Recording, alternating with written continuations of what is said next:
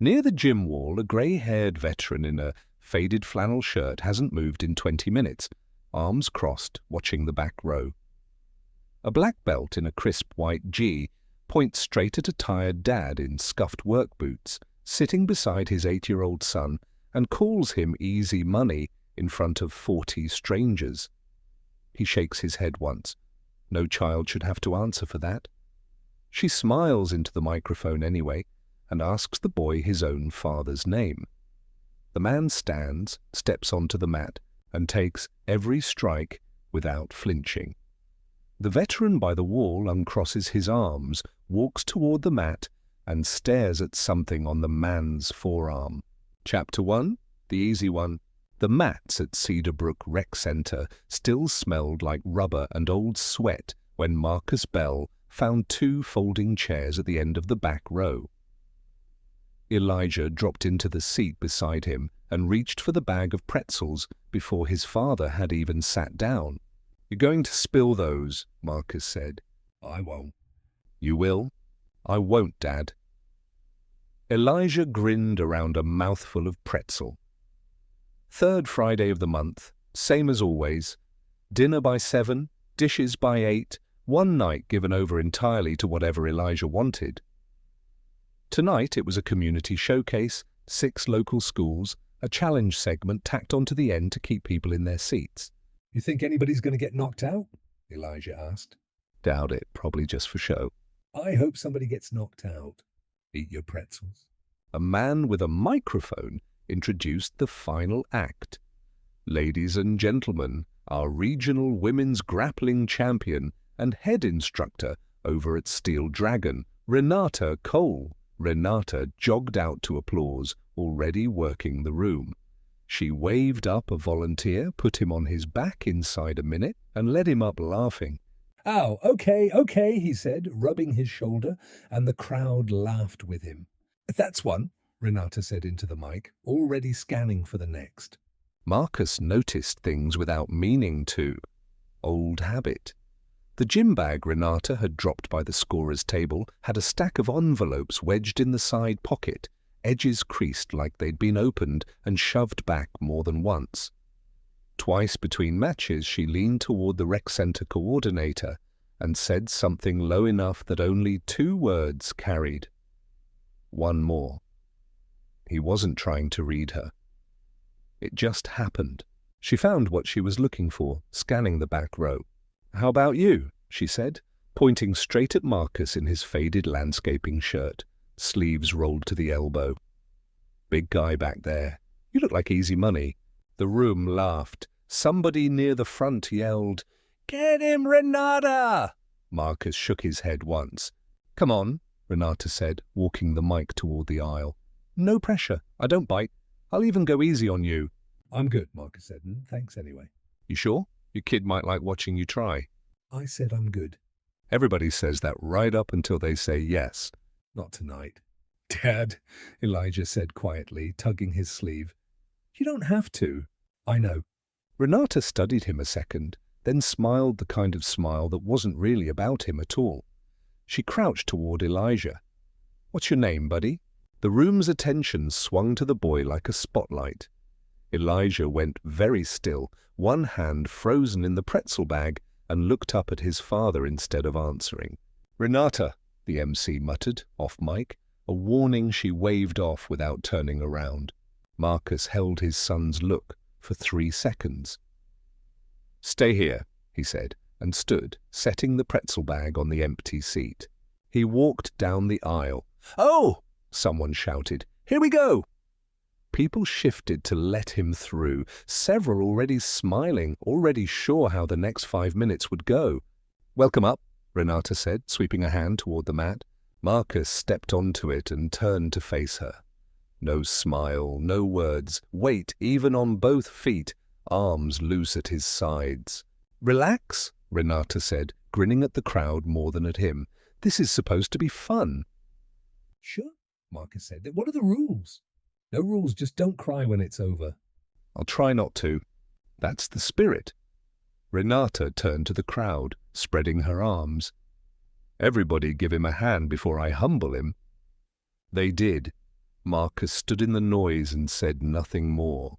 Behind him, Elijah sat with both hands wrapped around the armrests of his chair, watching his father's stillness with an expression nobody else in the building thought to notice. Chapter 2. Weight distributed evenly. Renata circled once, testing the distance, and shot for a leg on the exhale, a fast, low takedown attempt meant to put a nervous volunteer flat on his back before he understood what had happened. Marcus stepped back exactly as far as he needed to, and no farther, weight shifting onto his heels, and the takedown found nothing but mat. "Quick feet," Renata said, more to the crowd than to him, resetting her stance. "I like that." She circled again, closer this time, and caught his sleeve, testing grips the way she'd tested 100 sleeves before. "Pull here. See what resists. See what gives." Marcus let his arm go loose in her grip instead of fighting it, and the pull that should have broken his posture did nothing at all. "He's not even trying," a man near the front said, laughing. "Give it a second," someone else answered. Renata heard both comments and kept working through her setups, narrating for the room the way she always did between exchanges. "Collar grip controls the head," she said, demonstrating on air before closing the distance again. "Head goes, body follows." She caught his collar and pulled down hard. Marcus's head didn't go anywhere. He simply lowered his center of gravity a few inches, absorbing the pull into his stance instead of his neck. And the demonstration lost its punchline halfway through the sentence. "Are you training somewhere?" Renata asked, half a question, half a jab for the crowd's benefit. "Not in a while," Marcus said. "It could have fooled me." She came again, harder, a combination meant to draw a reaction. Grip, feint, foot sweep, aimed low at his lead leg. Marcus lifted the leg a half-second before contact, let the sweep pass under him, and put the foot back down in the exact spot it had left. No stumble, no adjustment, just gone, then back. "Man's built like a door," Renata said, and the crowd laughed, and this time the laugh had a different shape to it, not quite as certain as it had been 2 minutes ago. Near the side wall, a man in his 50s, who had been standing with his arms crossed since before the first match uncrossed them. He hadn't cheered once tonight. He watched Marcus reset his feet after the last exchange, watched the specific, unhurried way his weight settled evenly between them, and something in his posture changed, not surprise exactly. Recognition trying to happen, and not quite landing yet. Renata caught the shift in the room and pushed the pace. 2 quick strikes to test range, a step in to close distance, an attempt at an underhook that Marcus flattened with his forearm before it could set. "You going to do anything?" she said, not quite a question. "Or just stand there?" "Depends what you're asking me to do. Defend yourself would be a start." "I am." That got a real laugh from the back of the room, and Renata's smile tightened at the edges. She reset her stance, rolled her shoulders, and came in a 3rd time. Faster, meaner, done pretending this was a demonstration. In the back row, Elijah sat forward with both elbows on his knees, watching his father's hands instead of his father's face, the way you watch something you don't yet have the words for. Somewhere behind her, a teenager in a grey hoodie, one of her own students, had gone quiet after cheering through the first exchange. He wasn't cheering now. He was watching the same thing the man by the wall was watching, without knowing exactly what it meant yet. Renata planted her feet and loaded her hips for the takedown she used to close out every match she'd ever needed to close. Chapter 3. The Man by the Wall. Renata stopped smiling for the crowd. Whatever she was doing now, it wasn't performance anymore, and the shift in her showed in her shoulders, in the way she cut the distance instead of circling it. "Okay," she said, mostly to herself. "Okay." She closed hard, got a 2-on-1 grip on his near arm, and drove for a clinch, trying to walk him back toward the edge of the mat where the crowd sat closest. Marcus let her walk him 2 steps, no more, and planted. She adjusted her grip, hauling upward to break his posture, and in the scramble that followed, his rolled sleeve bunched higher on his arm than it had all night. "Come on," she muttered, resetting again. Give me something." "I'm not here to give you anything." "Could have fooled me twice now." "Third time's the charm," Marcus said, and something in his voice made a few people in the front rows laugh before they caught themselves, unsure if they were supposed to be laughing at him or with him any more. Near the wall, the man who hadn't cheered once had already stopped pretending to watch the whole mat. He was watching one spot, Marcus's forearm, where the sleeve had ridden up past the elbow and stayed there. A faded line of ink showed along the muscle, mostly grey now, the kind of tattoo that had been sharp once and had spent a long time fading under sun and years and long sleeves. He didn't need to see all of it. He'd seen enough of them from a distance to know the shape. He took a step toward the mat, then another, weaving between two folding chairs without looking down at them. Elijah saw it too, though he didn't know what he was seeing, just that his father's arm looked different somehow under the gym lights, and that the old man by the wall had gone very still in a way that matched how his father had been sitting all night. He filed it away the way kids file away things they don't have words for yet, tucking it somewhere behind his ribs to ask about later.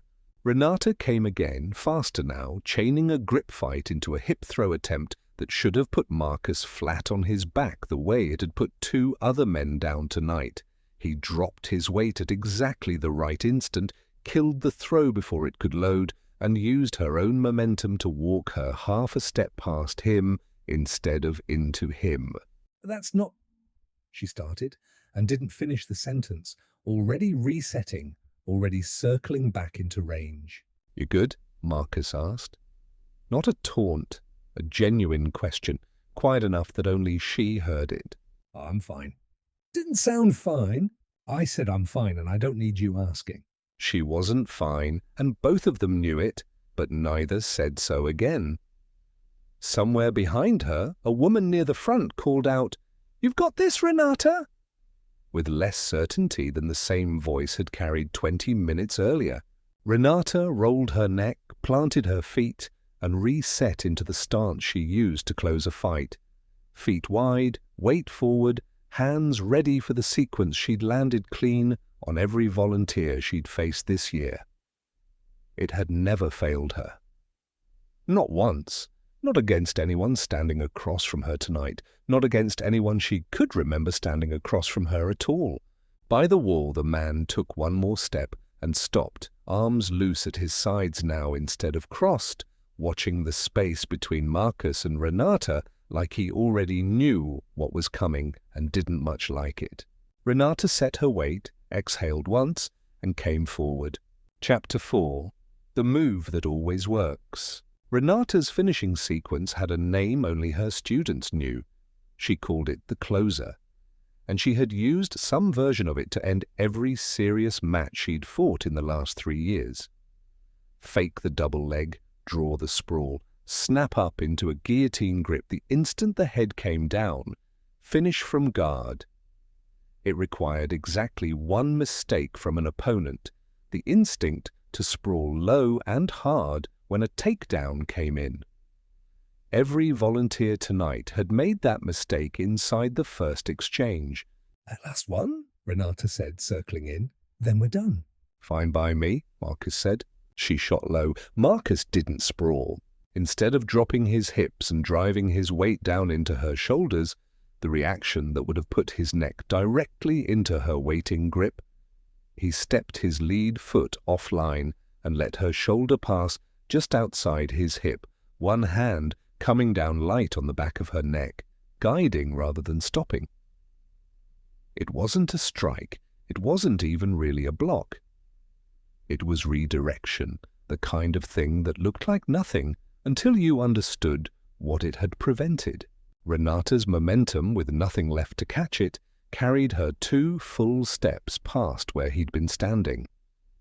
She got a hand down, kept herself off her face, and came up a beat later with her breathing gone ragged and her guillotine grip empty.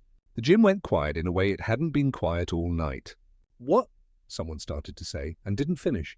Renata straightened up slowly, one hand still on the mat, staring at Marcus like she was trying to solve something instead of fight it.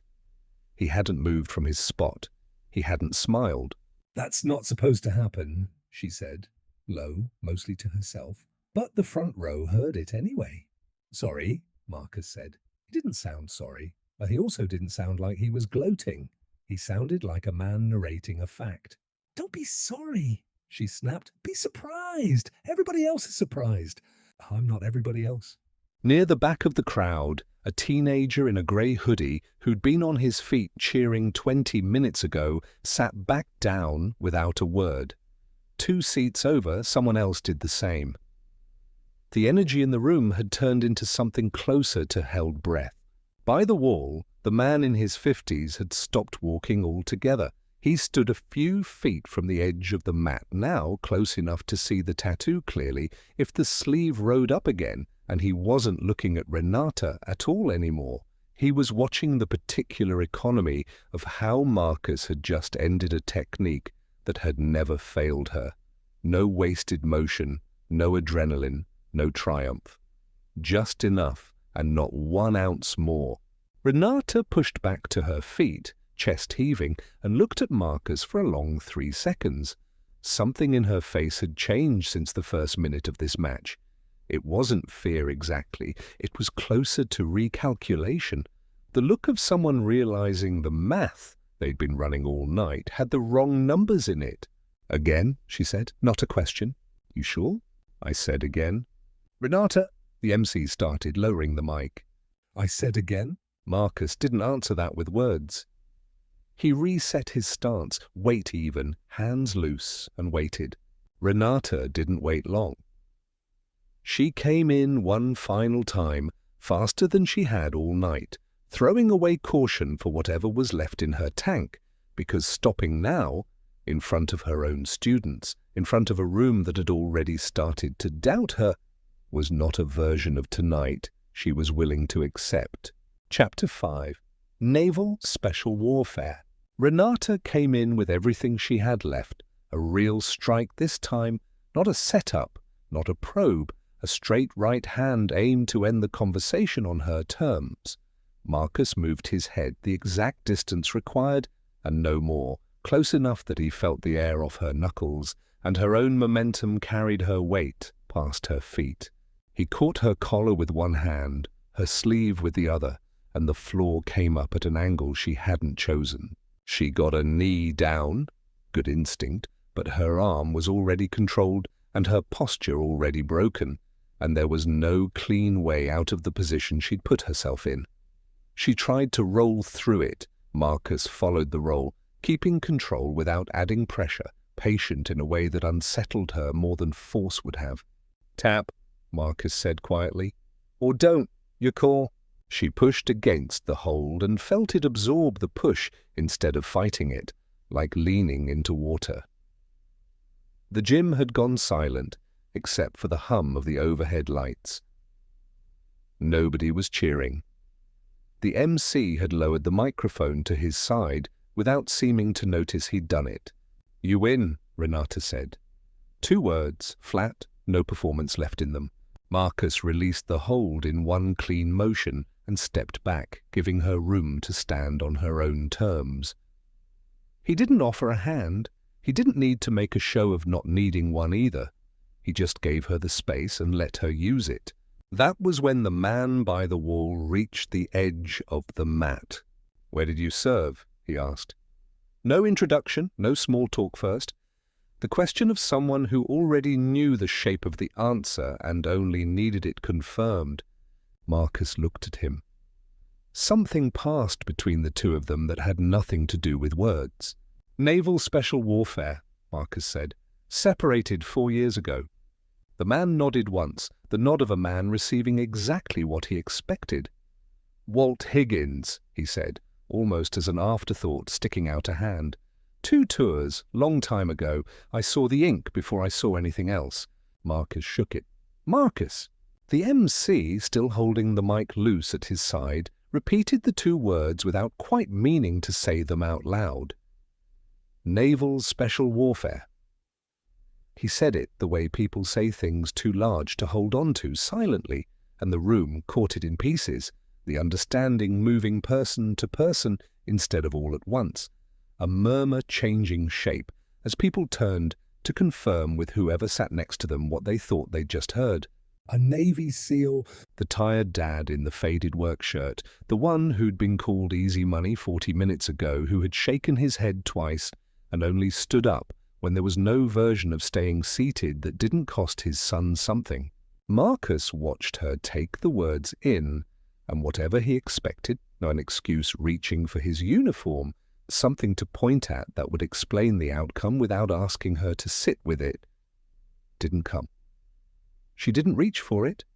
She just stood there a moment, jaw tight, the same stillness in her that he'd been carrying all night now sitting on her shoulders instead. His training explained how the last 20 minutes had gone. It didn't explain why she'd lost. That part belonged to the 3 seconds she'd spent deciding she already knew everything worth knowing about a stranger in a landscaping shirt. He'd had a dozen chances tonight to make her pay for that mistake in a way that would have put her in a hospital bed. He hadn't taken one of them, and something in the way she held herself now said she'd already worked that part out on her own. She turned toward the third row where 3 of her students sat watching her without knowing yet what lesson they'd just been handed. She held each of their eyes for a second, not looking away first, not pretending the last 5 minutes hadn't happened. By then, Marcus had already stopped watching her. He was looking for one person, and he found him fast. Elijah, standing now, both hands pressed to his mouth, eyes wide in a way that had nothing to do with fear. Naval Special Warfare, someone repeated near the front, testing the words like they might mean something different the second time. Marcus didn't answer the room. He'd already answered the only person whose question had mattered enough to earn one. Chapter 6. What he came here for. Marcus didn't wait to hear whatever Renata said to her students next. He caught only the first few words as he turned toward the back row. I owe you 3 something better than what I gave you tonight, and let the rest go. It wasn't his to listen to. He found Elijah already halfway down the aisle, and the boy closed the last few feet at a run, wrapping both arms around his father's middle with the full-body commitment only kids and people in genuine relief still had in them. Marcus caught him with one arm, the other hand settling on the back of his head, automatic, barely registering as movement. I thought you weren't going to do that anymore, Elijah said, muffled against his shirt. I wasn't planning to. People near the aisle shifted to make room as they walked out, the way crowds make room for something they've suddenly started seeing differently. Nobody stopped them. Nobody asked for a photo or a handshake. The room behind them had already started rebuilding its noise, a dozen conversations reaching for the same story from different angles, and none of it needed Marcus standing in the middle of it to keep going. Outside, the parking lot air came in cool against the gym's heat, flat fluorescent light turning everything the same shade of ordinary. Marcus let the door fall shut behind them.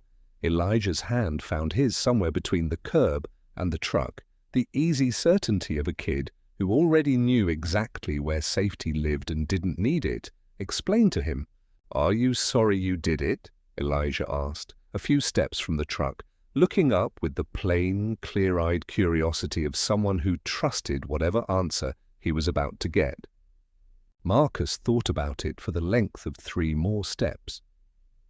He'd learned a long time ago that the fast answer was usually the one he wanted to be true, not the one that actually was.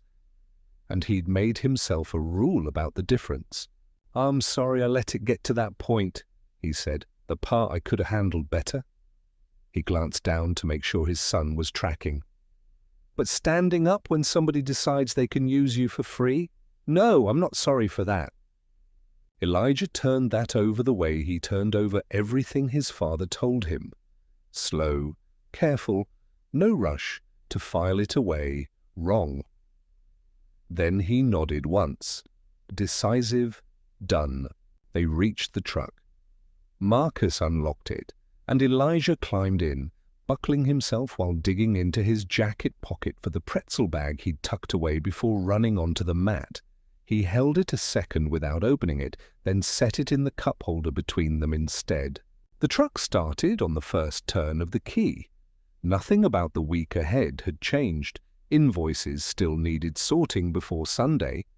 Elijah still had homework due Monday, and a 9:15 bedtime that wasn't going to enforce itself, and the crew still needed Marcus at 6 the next morning, same as every morning.